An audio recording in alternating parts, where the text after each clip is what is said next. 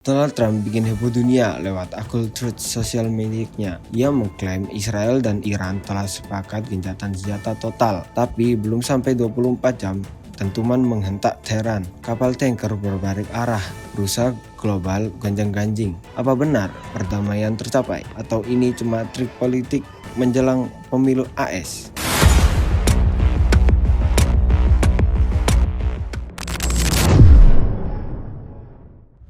Our objective was the destruction of Iran's nuclear enrichment capacity and a stop to the nuclear threat posed by the world's #1 state sponsor of terror. Tonight, I can report to the world that the strikes were a spectacular military success. Iran's key nuclear enrichment facilities have been completely and totally obliterated. Iran, the bully of the Middle East, must now make peace.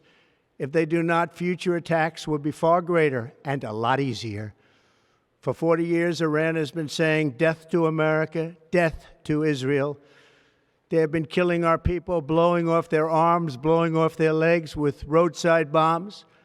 That was their specialty. We lost over 1,000 people, and hundreds of thousands throughout the Middle East and around the world have died as a direct result of their hate. In particular, so many were killed by their general, Qasem Soleimani. I decided a long time ago that I would not let this happen. It will not continue. I want to thank and congratulate Prime Minister. Trump mengklaim gencatan senjata dimulai dengan penghentian serangan Iran, diikuti Israel dalam 12 jam, lalu damai total dalam 24 jam. Tapi nyatanya, rudal meledak di Teheran tak lama setelah pengumuman itu. Warga Tel Aviv diminta evakuasi. Begitu pula Teheran. Israel dan Iran justru saling bersiaga. Iran membantah keras. Menlu Abbas Araghchi menegaskan, tidak ada kesepakatan dengan Israel. Kami akan berhenti jika Israel berhenti lebih dahulu. Perang ini telah berlangsung 12 hari. Israel menyerang situs nuklir Iran. Iran membalas ke pangkalan udara AS di Qatar, di Laut Wisdom Lake dan South Loyalty.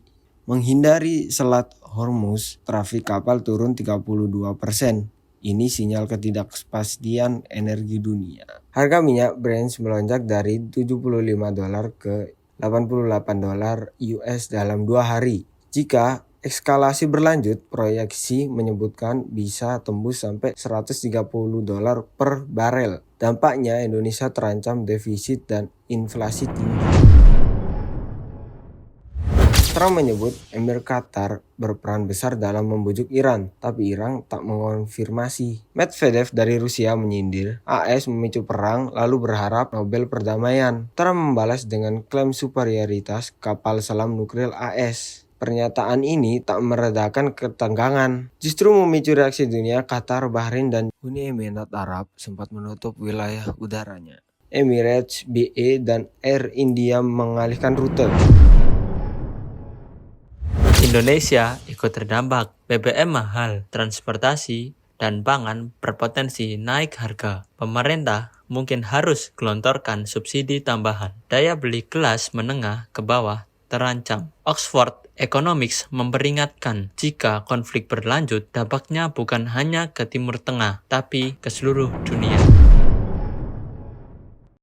Trump menyebut hari itu sebagai hari damai bagi dunia, tapi faktanya di Gaza, gencatan senjata hanya bertahan 3 minggu. Di Ukraina, janji akhiri perang dalam 1 hari justru diikuti invasi Rusia ke Dnipropetrovsk. Trump juga mengklaim sukses mediasi India, Pakistan, namun dibantah New Delhi. Di balik retorika damainya, laporan Kongres Amerika Serikat menyebut Pentagon tengah merancang skenario militer untuk merebut Greenland dan Panama.